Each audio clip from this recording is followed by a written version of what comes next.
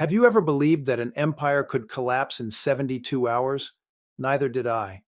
Until last Tuesday evening when a classified intelligence report hit my desk and changed everything. Putin pressed a button, and the American century ended. This isn't science fiction. These are real hypersonic missiles deployed on Venezuela's northern coast. These are Russian warships patrolling the Caribbean. These are commands being issued in Russian for the first time in waters America has controlled for 200 years. The Monroe Doctrine's death certificate has been signed by Vladimir Putin. I've been teaching great power politics for 40 years. I witnessed the Soviet collapse, watched China's rise, analyzed America's unipolar moment, but the shock I experienced last night doesn't compare to any of these, because this time America didn't lose. It defeated itself. Every sanction we imposed, every asset we froze, every coup attempt we backed pushed Venezuela into Putin's arms. For 15 years, while trying to bring Caracas to its knees, we were actually gifting it to Moscow, and now this gift has returned as hypersonic missiles. So what exactly happened? Which move in those critical 72 hours ended American hegemony? I'll give you the answer. But first, you need to understand this isn't just about Venezuela. This is only the first shock of the biggest geopolitical earthquake we've witnessed in our lifetimes. Tuesday, Russian destroyers anchored in Venezuelan territorial waters. Wednesday, hypersonic missile systems positioned on shore. Thursday, NATO's 75-year defense doctrine collapsed. There's a reality every American needs to know. Right now, 200 miles from our shores, there are missiles targeting our Navy. And these missiles aren't just symbolic. Zircon hypersonic missiles travel at Mach 9. Our defense systems can't stop them. The USS Gerald R. Ford, our most advanced aircraft carrier with 5,000 sailors aboard, is currently a sitting duck. Worse, these missiles are there because of our own policies. Let me ask you three critical questions. The answers will explain why Washington is in complete panic right now. Are these missile systems deployed in Venezuela really for defense? Why did Putin make this move right now? And who else is behind this move? The answer to the third question will surprise you, because this isn't just about Russia. Within 48 hours of these missiles being positioned in Venezuela, alarms rang in European capitals. Why? Because this was a test, and the test succeeded. In Paris, Macron called an emergency security meeting. In Berlin, the Bundestag convened for extraordinary session. In London, MI6 declared a threat level unseen for 30 years. Because everyone's asking the same question. If Russia can do this in America's own backyard, what can't they do in Europe? But here's the most ironic part. Putin's strategy is copied from our own playbook. In 1999, we expanded NATO to Poland. Russia protested. In 2004, we brought the Baltic states into NATO. Russia sounded alarms. In 2008, we opened NATO's door to Georgia and Ukraine. Russia went ballistic every time we used the same justification, defensive purposes, threatening no one. Now Putin is using the same logic in Venezuela. Defensive purposes, threatening no one. We've been hit with our own weapon. Last night in my office at the University of Chicago, looking at satellite photos of Russian missiles on Venezuelan shores, I experienced the horror of a historical parallel. In 1962, the Soviets placed missiles in Cuba. Kennedy brought the world to the brink of nuclear war. We defended the principle of hemispheric security. Today, Putin places missiles in Venezuela, and he's using the same justification we once used: security. The only difference? Kennedy inherited the Cuban crisis. We created today's crisis. This isn't just a military move. This is the declaration moment of an entirely new world order.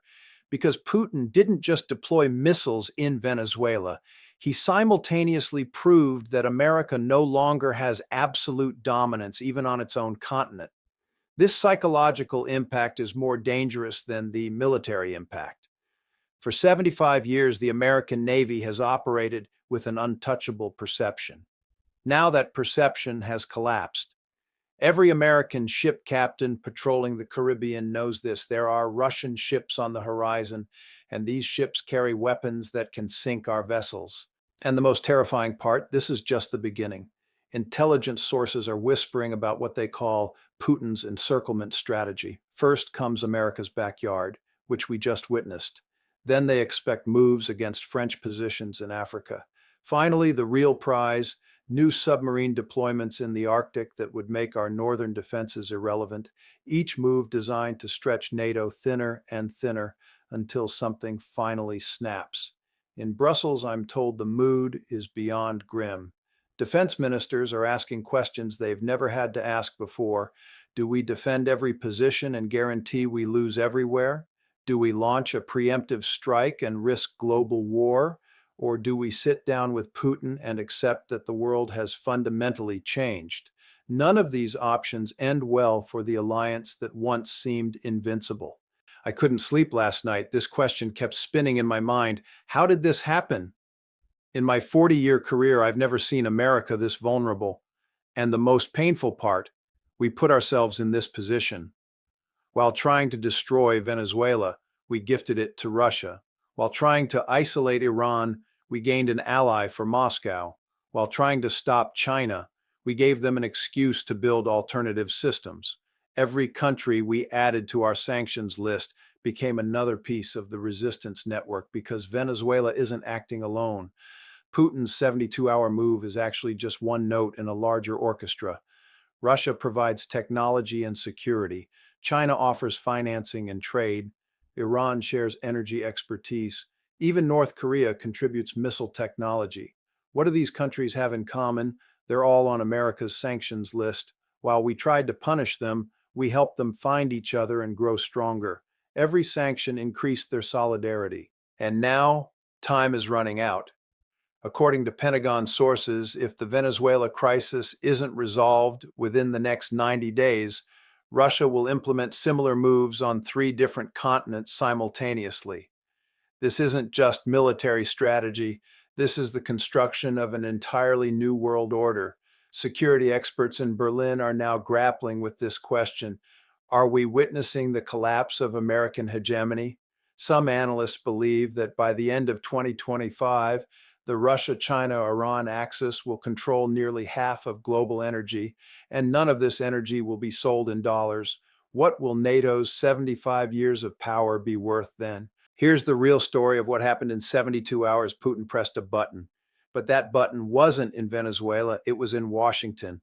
The button American politicians have been pressing for 15 years: sanctions, isolation, regime change. The Venezuelan missiles aren't Putin's victory. They're American foreign policy's bankruptcy. Last Tuesday, missile systems were positioned first. Wednesday, the Monroe Doctrine died. Thursday, America took its last breath of the unipolar world. Putin didn't just end the American century in 72 hours. He started the multipolar century. And this question should be on every American's mind. What's next? Because Venezuela was just the test. The real show is starting now. Putin now has a formula: turn any country America sanctions into an ally, and he'll use this formula repeatedly in the coming months.